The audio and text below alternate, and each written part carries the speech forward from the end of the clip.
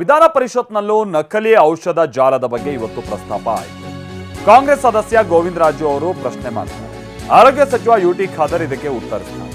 5 ಕೋಟಿಗೂ ಅಧಿಕ ಮೌಲ್ಯದ ನಕಲಿ ಔಷಧಗಳು ಪತ್ತೆಯಾಗಿವೆ. ಉತ್ತರ ಭಾರತದ ಬೇರೆ ಬೇರೆ ಭಾಗಗಳಿಂದ ಈ ನಕಲಿ ಔಷಧಗಳು ಬರ್ತಾ ಇದೆ.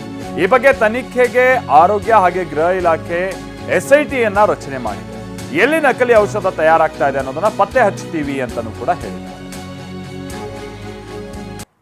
ಡೂಪ್ಲಿಕೇಟ್ ಔಷಧಿಗಳನ್ನು ಕೊಡ್ತಾ ಇರೋದು ಈಗಾಗಲೇ ತಮಗೆ ಗೊತ್ತಿದೆ. ಈಗ ಪೇಪರ್ನಲ್ಲಿ ಬಂದಿದೆ. ಈಗ ಯಾವುದೋ ಒಂದು ಕೇಸ್ ಮಾಡಿಸಿದ್ದೀರಾ. ಆದ್ರೂ ನಾನು ಈ ಪ್ರಶ್ನೆ ಹಾಕಕ್ಕೆ ಮೊದಲೇ ನಾನು ಇದರಲ್ಲಿ ಹಾಕಿದ್ದೀನಿ. ಸಾಕಷ್ಟು ಡೂಪ್ಲಿಕೇಟ್ ಮೆಡಿಸಿನ್ಸ್ನ ತಯಾರು ಮಾಡಿ ಅದು ಗೌರ್ಮೆಂಟ್ ಹಾಸ್ಪಿಟಲ್ಸ್ಗೆ ಸಪ್ಲೈ ಮಾಡಿದ್ದಾರೆ ಅಂತೇಳಿ ನನ್ನ ಗಮನಕ್ಕೆ ಬಂದಿದೆ. ಇದಕ್ಕೆ ಸಚಿವರು ಉತ್ತರ ಕೊಡಬೇಕು ಅಂತೇಳಿ ನಾನು ಹೇಳ್ತೇನೆ. ಔಷಧಗಳ ಇವತ್ತು ಸಂಬಂಧಪಟ್ಟಾಗೆ ಬಹಳ ಗಂಭೀರವಾದ ವಿಚಾರ.